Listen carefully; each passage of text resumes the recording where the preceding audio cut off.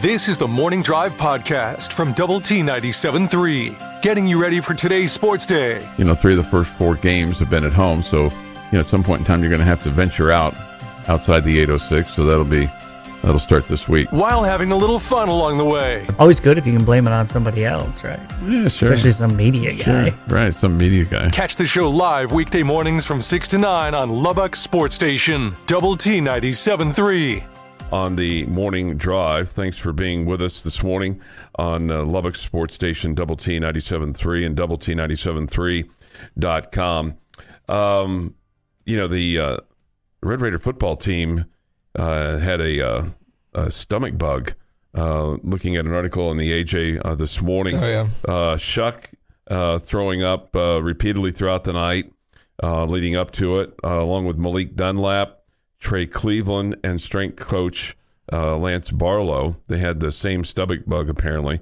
It's kind of one of those deals where they were lucky they played at 8 o'clock at night and not 11 o'clock in the morning. That's what Joey McGuire said. He wouldn't have been able to go. Wow. Apparently, Dr. Fye, who's the team doctor, Michael Fye, along with the trainer, Drew Kruger, they had IV going through Shuck, and they were close enough that they didn't want the Rebels to see him when he was getting those IVs.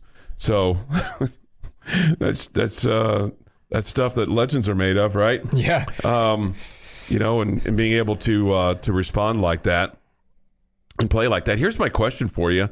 I wonder if after kind of experiencing this last night, and if some of the guys that had said, hey, I think I'm done, Trey Wolf, hey, I think I'm done, Weston Wright, if they would go, upon further review, this looks pretty fun, maybe I'll come back. I would, yeah, it would be hard not to take Trey Wolf back for sure. Yeah. But I think, there might be, it's hard to know other situations that are going on. And two, heck, that some of those scholarships might be already being used elsewhere. Right. They might have said, hey, we gave your deal away there, buddy boy. Sorry about you. Yeah, there may not be any takebacks on that. Right. Especially for some of those guys. But, talk about, Trey Wolf, he misses the one kick, but it does seem like you need to get him on the left hash.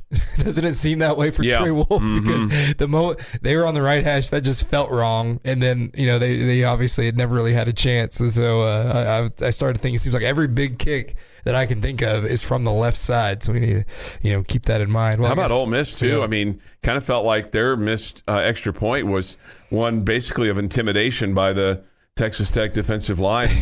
They just kind of barreled at him, and that kid just missed it right. I mean, he hit it straight right of the post. Yeah, that you rarely see an extra point miss like that. And I know they had a false start, so it was 5 yards back, but still, and that that caused them to have to keep chasing those points. Right, and that ended up it ended up not mattering, but it could have potentially mattered when you stopped them on their 2-point conversion, because that's another thing. Jackson Dart goes barreling into the end zone. You get a pretty big hit on him. He lands funny, and he's not able to. I was surprised he came back, to be honest with you. I was too. Especially, you don't hear the sideline reporter say he was looking dazed going in and out of the medical tent, and then him coming back in. But yeah, so they have to do a 2-point conversion with their backup quarterback, and he looks like a backup quarterback. And he's already in the transfer portal, which is kind of unstable, in this, the world of college football. But yeah, a couple of those plays, didn't necessarily end up mattering, but they very well could have in the end. Were you surprised? 2 things. Were you surprised Tyler Shuck said he's coming back right after the game last night? Because, he hadn't given any indication, and maybe some of the thought was, hey, if he performs really well, they'll just go ahead and go on to the NFL. Or, heck, you just, based on his comments after the Oklahoma game, it kind of made you wonder, okay, is he going to go somewhere else, since he hadn't really said anything about his future until after the ball game last night? I didn't think he would go anywhere else just because he'd already transferred. once. Well, there's plenty of other guys that have done that. Oh, yes. That just some things that I had heard about him, and I didn't think he would necessarily go anywhere else. He does, he is the prototypical NFL quarterback build, and you can argue whether or not he necessarily has the skill and the field vision and all those kinds of things, but we've seen the NFL draft on body type plenty, and he is the body type that many executives look at. And so I thought there was a chance that he could go to the NFL, but to me, these guys already have those grades. You hear about Tony Bradford, Jalen Hutchins. We talked about them coming back. They already knew if they were going to try to get drafted, they already knew their grade. Rashad Williams, Malik Dunlap, same thing. And I don't think one bowl game would have made a difference in what Tyler Shuck does. So the fact that he hadn't said anything yet led me to believe that he was coming back, but it is nice to have that, just in writing, I guess. It does make you wonder about the quarterback room in general, to me. Yeah, that's going to be my next question for you. What does that say to Baron Morton? Does that say, oh, hey, man, you've got another year that you're going to be QB2? Right. And I think that you should be... It's one of those where he played well enough. He won games. He played well enough to continue starting even when Shuck was healthy. So I would imagine as a guy who hopefully is going to root for Baron Morton here in a couple years, I hope it's one of those where I want him to be mad about it. But his time is dwindling too. Right. He didn't get the extra COVID year that some of these other guys got. Yeah. So it's one of those I want him to be angry about it, but I don't want him to be so angry about it that he wants to go play somewhere else. Right. And it'll be. I think McGuire and that staff has handled the quarterback room very well, because I think that 95% of schools would have lost one of Donovan, Barron, or Shuck in the offseason or in the spring ball. I mean, leading up to. Mm-hmm. And the fact that they didn't, I talked to people like that shows how good of a man manager McGuire is and how well he can shape and mold and a locker room. So I think you might have to break that out again, because, if I'm Baron Morton, is because you got another guy coming. Yeah. It's like I played well. I won Big 12 games, and I would be so. I don't. I mean, somebody would take him if he, threw his hat in the ring, or even just tried to test a couple of waters just a little bit. Put your toe in it. Yeah, and there'd be plenty of people that would say, "Hey, I've got some NIL money for you." People in this conference, I'm sure, absolutely. And it's one of those. It's unfortunate that it has to even be discussed, but I think you'd be naive to not discuss it, because you look at quarterback rooms all across the country now, and it's usually the established starter, a young scholarship guy, and a walk-on or a transfer they found that failed somewhere else. You very rarely have a quarterback room full of guys, or at least two guys who have won conference games as a starter. And if Tech can hopefully hold on to both those guys, that's going to be a luxury next year. All right, it's 6:39 this morning on the Morning Drive. Taylor Beadles in for Jamie Lent this morning. Jeff will have This Day in Sports History. That is next this morning. You're listening to the Morning Drive podcast from Lubbock Sports Station, Double T 97.3, recapping the night that was in the world of sports. A little bit later on tonight, we'll have the Astros and the Diamondbacks. That'll be at 8. And then the Rangers playing at Seattle tonight. And also bringing some humor to your day. Was it pretty big? Yeah, I mean, it's impressive. Yeah, was it fascinating? It was. I thought it was fascinating. It kind of smelled, but I mean. Hear the show live weekday mornings at 6 on Double T 97.3 or on the Double T 97.3 mobile app. 47 this morning on the Morning Drive. Time for This Day in Sports History. Today is the 29th day of December. It's the final Thursday of 2022. Wow. There's no more. There's no more left after today. Here with the news and notes, Jeff McGuire. Going to start in 1933. New York Yankees owner Jacob Ruppert refuses to release future Baseball Hall of Fame slugger Babe Ruth to manage the Cincinnati Reds. Wonder how good of a manager he'd have been. Yeah, because did he manage post-retirement? I don't know. I've never heard about it. 1957. National. I don't know either. I don't know. No. I have given you all the information I had. A little early this morning, Mr. McGuire. Well, yeah, were you up here late last night? Their post-game show went till 2. Oh, 1957, National Football League Championship took place. Detroit Lions beat Cleveland Browns 50-14. Note about this game, Lions scored 2 touchdowns in each quarter. Oh, okay. All right. That'd be a total of 8 then, right? 1968, AFL Championship at Shea Stadium in New York City. The Jets beat the Raiders 27-23. Joe Namath has 3 touchdown passes to spark the Jets' win. I don't think I realized they played at Shea Stadium. Yeah, they played at Shea, the home of the Mets, and the Mets the next year won the World Series and tore up the field so bad the fans did. They played basically on dirt, played on a dirt infield for their playoff games. Wow. 1979, the Red Army of Russia beats the New York Islanders 3-2 at Nassau Coliseum in the game that would lead to a lot of people not thinking that the U.S. team had a chance in the Olympics coming up in 1980. That's right. Yeah. Just going to go ahead and spoil that for you. They did. I didn't realize till recently that game played in the U.S. on tape delay. The Miracle hockey, on Ice? Yeah. And so, like, some people, they had to kind of avoid it was easier to avoid. It was easier to avoid because there wasn't. But there was people like, it would come on the radio and no, it's coming on later. 1982, American college football coach Paul Bear Bryant ends his career with the University of Alabama. 323 wins. We're going to flash forward to about 3 weeks from now. You're going to talk about Bear Bryant dying. Wow. I didn't realize that. 2007, Tom Brady sets a then NFL record throwing his 50th touchdown pass, and the New England Patriots become the first team in NFL history to finish the regular season 16-0.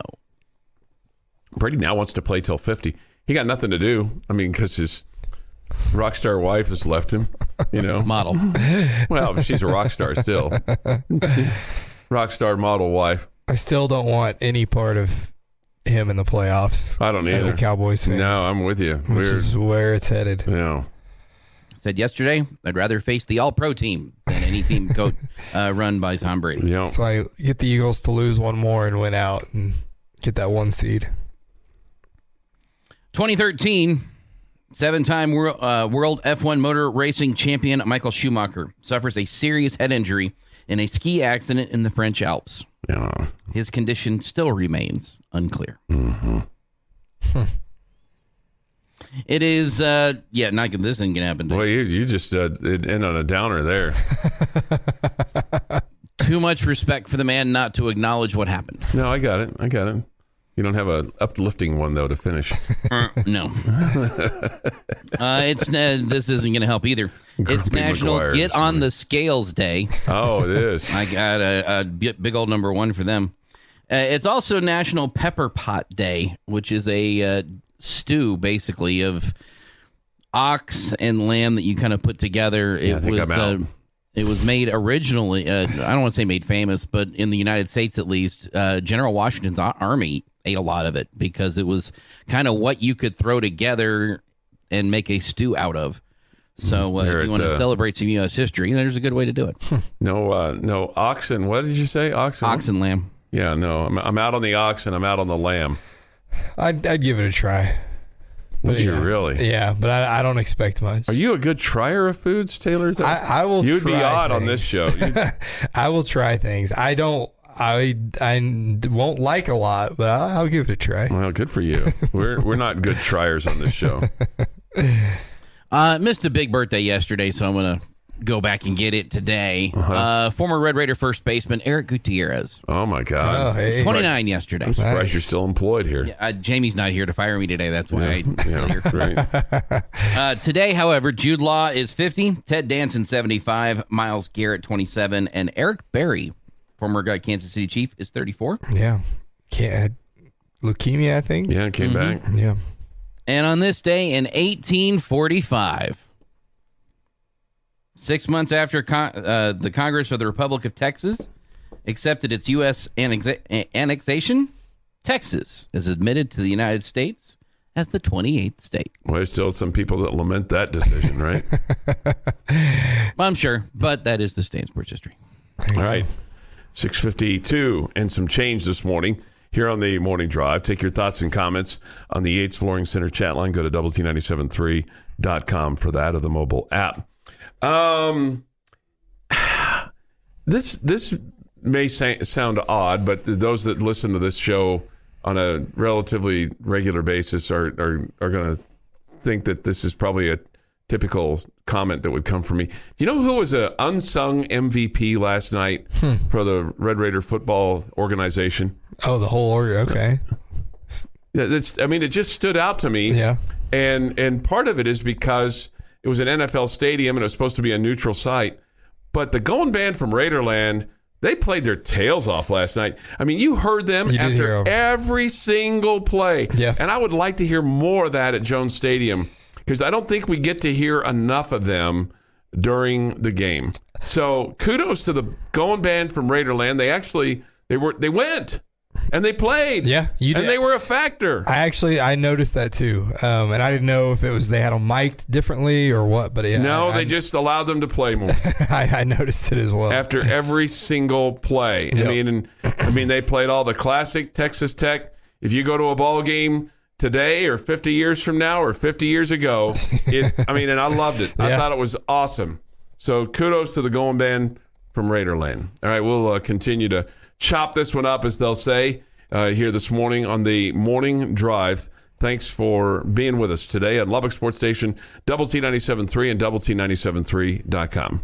Your morning dose of coffee and sports. This is the Morning Drive Podcast from Double T 97.3. Catch the show live weekdays from 6 to 9 on Double T 97.3 FM or on the Double T 97.3 mobile app. Thanks for being with us this morning. With Jamie Lent's out, Taylor Beadles is in. Jamie will be traveling back from Houston, and I think he's back with me on Tuesday. And then Jeff McGuire's here, and Jeff's been here like all night long, basically. So bless his heart. And you'll hear Jeff on the end of the bench at 9 o'clock.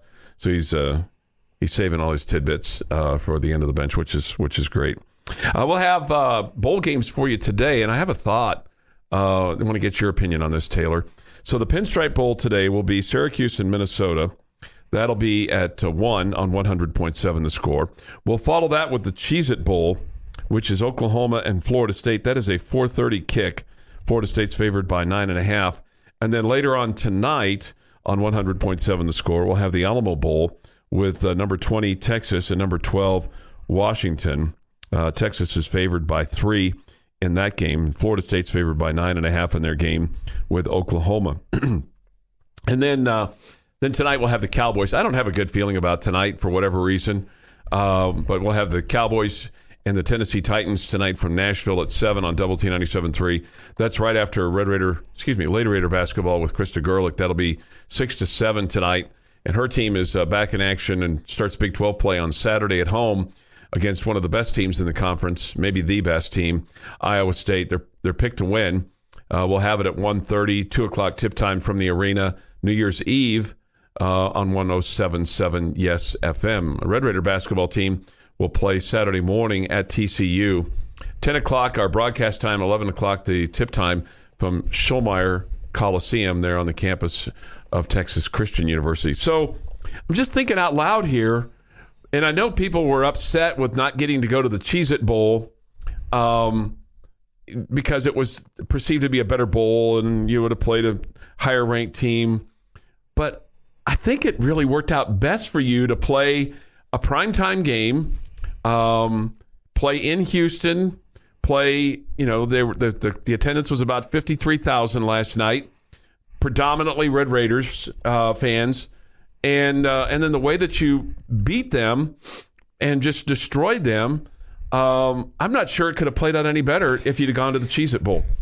I agree. And I was one that wanted to go to the Cheez-It Bowl, mostly just for the players. A lot of them are from Houston, have been to Houston. They maybe, they played there a few years ago. You've seen all the sites, right? Yeah, and so going to Orlando, I'm sure they would have had a trip to Disney World, all that stuff. Just a different experience, right? A quote unquote higher profile game. Whether I don't know if that's true or not, who knows? But I also recognize that, like you said, it probably works out better this way because, especially now, considering the flight situation that's going on with Southwest. Oh goodness, yeah.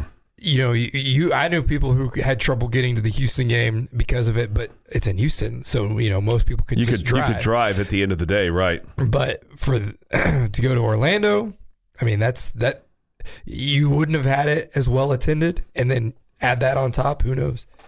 Yeah. And then you would have played Florida State, and good. I'm not saying that you couldn't beat Florida State or anything like that, but I'm just saying with everything that transpired last night. It just seems to me like it worked out for the best. Yes, yeah, and it's one of those where beating Florida State, they're probably better than Ole Miss right now, but it's still Tech football Twitter gets to tweet out 3-0 against the SEC, this year, right? And stuff like that. It just kind of, I think it gets more recognition. When you play in SEC school, I don't know. But you're right. As much as I think the players wanted to go to Orlando, I think it worked out. And I think now it doesnn't matter. It's one of those things that was a talking point, and now you win the game, and who cares? Who cares? Yeah. Right. You win your last 4. Yep. You're 8-5. You've got big momentum going into the offseason. You've completed your recruiting class for the most part. You've got a bunch of guys coming back. Not that they will, but you have a chance now, maybe for the first time in a year and a half, for your football program to kind of take a breath, which I think is good because when you have a chance to take a breath, well, they can plan for spring football. They could plan for the next year. You don't have a schedule yet, so it's not like you can kind of put everything that you got your non-con. You just don't know which Big 12 teams you're going to play. But I don't know. I just feel like that they have a chance to take a collective sigh maybe for a couple of days, and I really like the fact that the recruiting, the early signing period is the bulk now, and you get that out of the way. Yep. And I think that eliminates drama from kids flipping and the hat ceremonies and all the drama that was getting played out with the first Wednesday in February. Now it seems like, why in the world did it take so long to get to the point where they would do this in early December? Yeah, it makes you wonder, like, why can't a kid just sign anytime? Right. Like when he commits, or I guess not, if he commits as a freshman, you probably shouldn't let him sign. But, once it gets to his senior season, let him sign whenever. I mean, I know guys who would have preferred to have signed in July before anything starts just because the recruiting process is such a beatdown and they knew where they wanted to go. But you're exactly right. It also, because so many of those guys who signed this month, they're going to be on campus next month, which is awesome. And that just continues that momentum that you were talking about. And now, there are a few holes that the coaches want to fill on the roster, whether it be transfer portal or late additions, high school wise. And it's like now those get all the attention. Those few, finishing touches spots, those get, the majority of the attention. And I mean, it's like we mentioned earlier, it's hard to remember feeling better about a team going into an off season than you do right now. Yeah. Somebody says this, looking like a good chance the Big 12 goes 1-7 this bowl season. Yeah. Yeah, I don't care. I would have preferred KU, just from my standpoint, to come back and win last night. They lose in triple overtime. They were down at one point 38-13, down 25 points. Get an onside kick. They get a touchdown. They had the 2-point play. And I hate the new overtime. First overtime you get to do everything conventionally. The second one you got to go for 2, and the third one is just it's tricked up. It's just 2-point plays. Yeah. I mean, look, Arkansas. Man, I was thinking about this going, man, you lose this game, this is a game that gets coaches fired. Yeah. Oh, yeah. Because that happened to Glenn Mason at Minnesota after, Texas Tech beat them. Yep. He eventually lost his job, and that blowing that game to Texas Tech, and you could make a big case of, hey, the Red Raiders earned that victory because they fought to the finish, but that cost Glenn Mason his job, and he never coached again. Yeah, and you've Arkansas, they've had issues with players leaving, like contributors. Their best receiver transfers to Baylor. They've had other instances like that, and so you put a collapse in a bowl game on top of the other things that are going on. Pittman would have been feeling the pressure for sure. Yeah, but I'm with you. I don't care about Big 12. Yeah, how I they don't do in either. bowl games. I do want Kansas State to win, which I know may be complicated I don't. for you. I'm rooting for Alabama. Right. I'm rooting for Alabama, and I'm rooting for whoever TCU is playing. So Yes. I'm going to be a Michigan man on Saturday. I will absolutely be a Michigan man, but I also would like to see Kansas State beat Alabama, especially, you saw when Bryce Young and Will Anderson said they were playing, it was just like, shut it down. Alabama's got this easily. So it'd be nice to see Kansas State do something. But I'm not going to lose sleep if they don't. I will say this. The K-State fans will show out in New Orleans. It'll be interesting to see if they have travel problems getting to New Orleans. But, damn, those fans will drive forever. And that'll mean something. To K-State, the whole program. And for Alabama, Nick Saban will have to figure out a way to make it mean something for his team, right? Because they've been to the Sugar Bowl a million times. Yeah, absolutely. Getting your sports day started the right way. This is the Morning Drive Podcast from Double T 97.3, breaking down the biggest games. If Texas Tech does not win the Big 12 football conference, who are you rooting for to win the conference if Tech does not win it this year? Well, busting some chops along the way. I hold back on sending you stuff. I mean, I'm very, very, very judicious. We spend 3 hours a day, 5 Right. days a week I know. together. Why would Yeah. we need to communicate during the weekend? Right. Save it for the show. We do. We save it for the show. Tune in to the Morning Drive live weekdays from 6 to 9 on Lubbock Sports Station, Double T 97.3. Jamie's question of the day on Double T 97.3 is presented by Bizarre Solutions. Call them today for a free cybersecurity audit. 7:33 this morning here on the Morning Drive. I've already admitted this, but this from the Yates Morning Center chat line. Chuck, you were so wrong about Chuck yesterday. Yeah, I was. I was wrong. I was wrong. I tipped my hat to him. I didn't want to bring it up. No, I think my concerns were valid. Yeah, and I still think there's a question to be asked about his quarterback play. He ran the ball really well, but there were moments where we kind of saw some of the shuck that made us nervous. The interception wasn't great. The interception wasn't great. I got a little flashback to Donovan Smith with his presence in the pocket and awareness in the pocket. I mean, they hit it. You don't see them be that harsh on a broadcast very often, but the guys on the broadcast are like, how did he not feel that pressure on the strip fumble, sack fumble? But it's kind of like he got the job done, so I'm not going to complain too much. All right, you're in for Jamie Lent today. Yes. That's Taylor Beadles, and he's got Jamie's question of the day. All right, so take Shuck out of this question. When we hit on it a little bit, but what player that contributed last night are you most excited about and have the most expectations for going into next season? Well, I don't know if it's fair to have expectations, but man, how could you not be excited about number 19, Loic Fouonji, and what he did? 7 catches, 9 targets, 100 yards, and then the onside kick for a return for a touchdown. So for me, shocked at how well he played not maybe shocked. I'm excited for how well he played. The expectation for him has been to play at that level, and he did. Jeff? I know you're asking for one, but they're a group. I'm sorry, they are. I'm okay with that. And it's just one group. Your defensive front. Yeah. Now, granted, they've been impressive all season, but the fact that those guys are coming back next year and they flat out dominated the line of scrimmage. Yeah, they really did. It was, this is our line. Good luck getting past it. Oh, no, I'm sorry. You don't now. Goodbye. That was your defensive line last night. And those guys, I know Shuck was the MVP. Those guys were the MVP. Yeah. Yeah, and that was honestly probably one of the most shocking things for me too, was just how much they dominated the line. See, I've got a few, and I can't really. Maybe y'all can help me decide. on it, Cam Valdez is one. I mean, the way I know that he made the mistake, but did he make a mistake? I mean, that guy just made a hell of a play on him.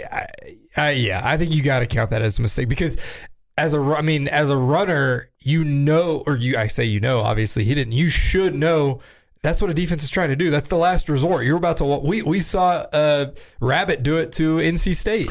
Yeah, I guess he should have moved it to his left arm from his right arm. Or just you see all the time running backs. They get to the first down and they get to the end zone and they cover it with both arms and kind of just, if I don't get it, I don't get it. But you're not getting this ball. That guy though from Ole Miss, I mean, he chased him down. Yeah. I mean, and Valdez, he was running pretty fast. Yeah, and that's why I'm so excited about him. He ran for one play, and he's your guy? Well, I have a few. Okay. Isaac Smith, number 17, the defensive end. Mm-hmm. He came on towards the end of last season, the end of this season, and then continued that, played well in the bowl game.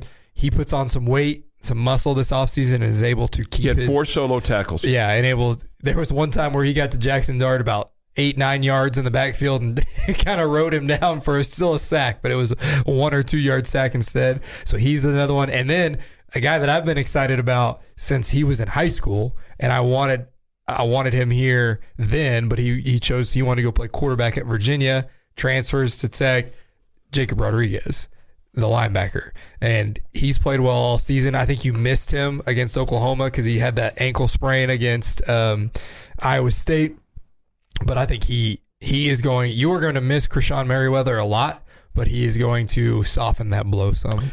I thought you were going to say, when you were talking about the guy that you've been watching, I thought you were going to say Tyler Owens because that's another one. He had 4 solos, 2 assists, 6 total, and then he had an interception as well. Yep, the game-ending pick. Yeah. I guess it's a good thing that there's a lot to choose from. But I think I'm going to lean Rodriguez. Okay. Just because you are absolutely losing your 2 starters in that position. And so to have a guy you've seen do it in spurts, and see, now this is the coach in you. Right, yeah. This is the coach in you. I want him to be replaced. But because to me, like, you're not.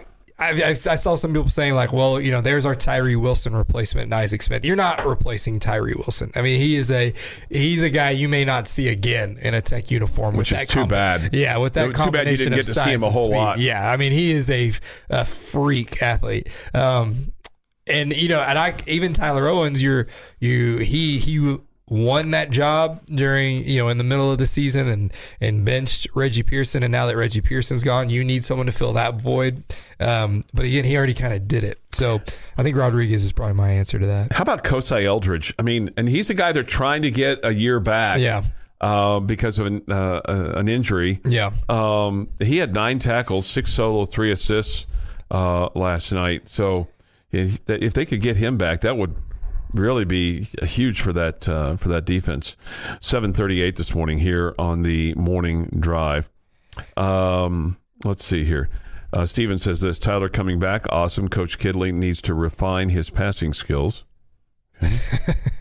Yeah, there needs, and that's something that we talked about even when he, going this summer when I was on the air. Is like, if you have a complaint against Shuck, does he see the field well? And I think you still saw some of that last night. But then they glow about his ability to check in and out of plays. And you did see that several times last night of him getting the offense into the right, run play, pass play, whatever they needed to. Centex saying, Chuck, how do you feel about Tyler Shuck announcing he's coming back next season? I'm fine with it. I just think, it's funny because sometimes on this show I get ridiculed for being wishy-washy on some things, and then I state an opinion, and then I get hung on the cross, so to speak. So I get it. I mean, that's the way it is, right? That's the way it is. That's the way it is. So, okay, I said I was wrong about him yesterday. But man, I mean, there were some moments you just kind of went, like the left-handed pass that they ruled was an incomplete pass when he tried to do too much, as opposed to maybe either A, getting rid of it sooner, or B, taking the sack as opposed to giving up a fumble. Yep. I mean, you were very fortunate there. Your morning blend of sports. K-State is coming off a big win over Oklahoma. Of course, the Red Raiders off their 37-34 overtime win over number 22 Texas. And humor. Sure to tell them that you suggested that. And of course they got a big laugh. This is the Morning Drive Podcast from Double T 97.3. Catch the show live weekdays from 6 to 9 on Double T 97.3 FM or on the Double T 97.3 mobile app. A Dos Jefes edition of the End of the Bench coming up at 9 on 100.7 The Score. Jeff Haxton and Jeff McGuire will be on for you. We'll have the Pinstripe Bowl at 1 on 100.7 The Score. Cheez-It Bowl at 4:30 and the Alamo Bowl tonight at 8. And we'll have Cowboy football tonight at 7 here on Double T 97.3 as they take on the Tennessee Titans.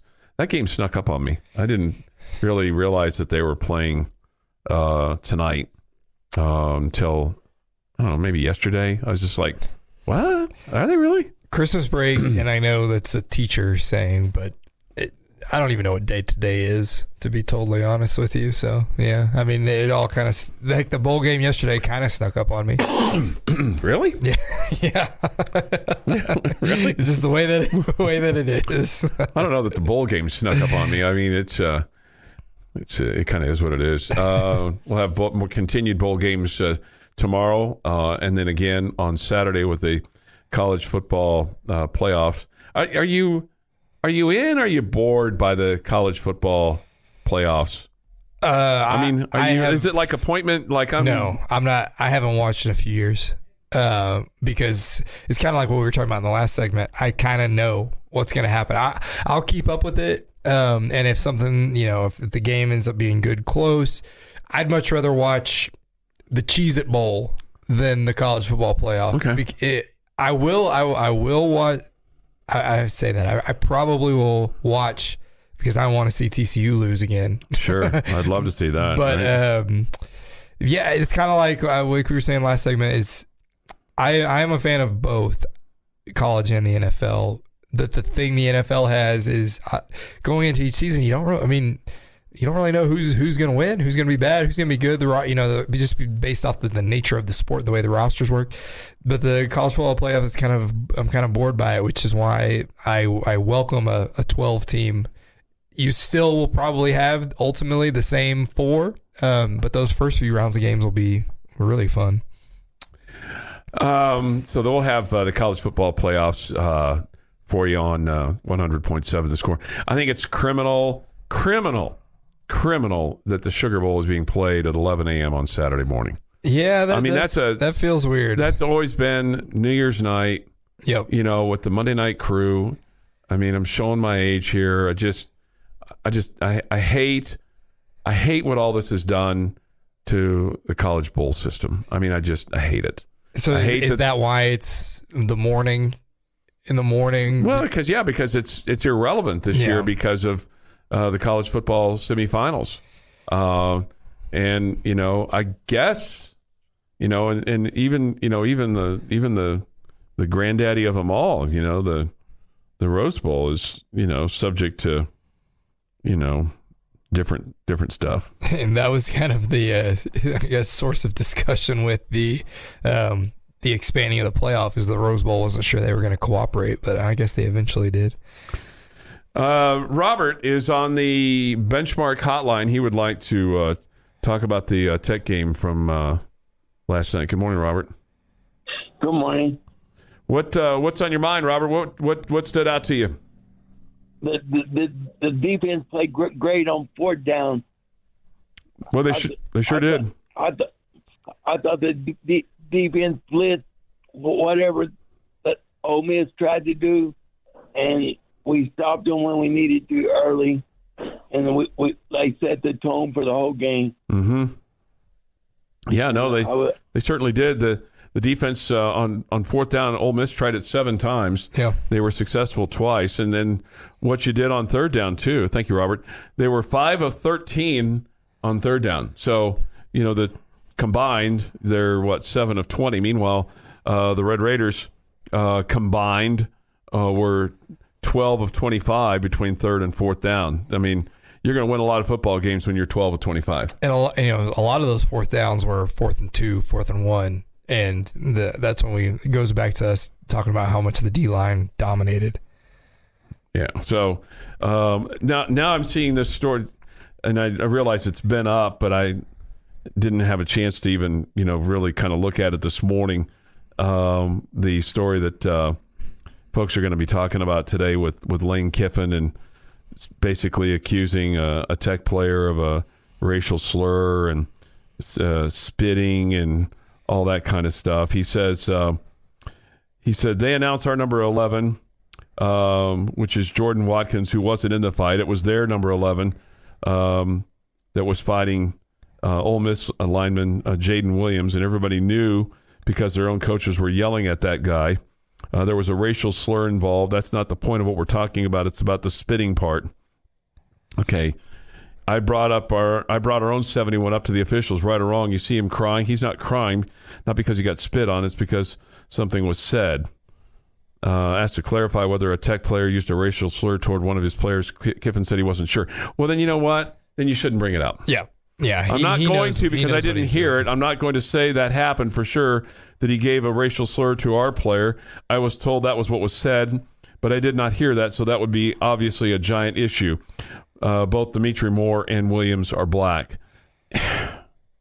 He knows what he's doing. He realizes that, Ole Miss has lost, 5 of their last 6? 5 in a row? I can't remember. They had a bad end to the season and a pretty bad bowl game performance, and he wants that spotlight to go anywhere else. I will say he might have a point on the they called the wrong number 11, because when they showed the replay of that scrum, sometimes officials just get the wrong number, and so maybe they were talking about another Ole Miss player. But I didn't really see their number 11 deserve a personal foul. But again, who knows if they meant our number 11, they meant another Ole Miss player.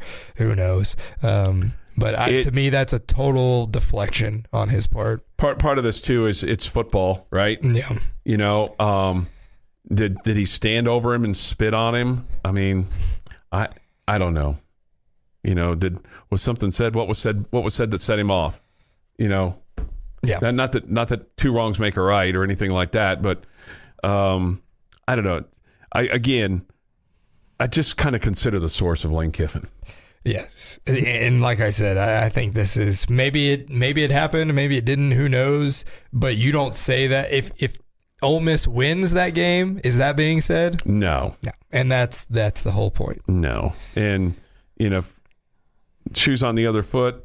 Are we having that complaint? I don't think so. If you look at the bottom of that article, I don't know if you still have it pulled up. Yeah. He mentions McGuire commenting on the officials, and that's I'm sure McGuire really appreciates Kiffin bringing him into that discussion. He says, I talked to their head coach afterwards. He was like, crazy fishing out there. I go, yeah, that was really bad on that one that your guy spit and our guy got the penalty. He was like, yeah, I know. My guess is Joey McGuire didn't hear him say. No, and he was not listening to what Kiffin said with regard to that. Yes, you can almost see that happen in the post-game handshake. Sure. I even noticed it because they talked for a long time. They go in and lean against each other, and then McGuire goes to pull away, and he kind of looks confused, and it's exactly what you said. It's like when you don't hear somebody, and you're just like, yep. Crazy. Yeah, right. Yeah, crazy, man. Yeah. Yeah, that's exactly. I just kicked your butt, man. Yeah, that's exactly what it's. The last thing I'm thinking about is what you're bringing up, right? Yeah. There are egregious things that it's just there are levels of bad things that could happen, and if to bring up something like that in this type of situation feels a little, like I said, like deflecting. If they win and he's got a player that's really upset because something awful happened that the officials missed, or even if they lose, but it's just something like, I can't believe the officials missed this kind of thing, can't stand it. But I don't know if this situation meets that level of let me make sure this is the thing that I harp on after. Is that the hill you're going to die on, Lane Kiffin? I mean, think you protesteth a bit too much there. Yeah, it's definitely, it's on brand for him. It is on brand for him. So again, I just consider the source and just move on. All right. It is 8:24 this morning here on Lubbock Sports Station, Double T 97.3 and Double T 97.3.com. Your thoughts, comments, Yates Flooring Center chat line. Go to the Double T 97.3 mobile app. It's presented by Happy State Bank. You've been listening to the Morning Drive podcast from Double T 97.3. For more from Lubbock Sports Station, go to doublet973.com.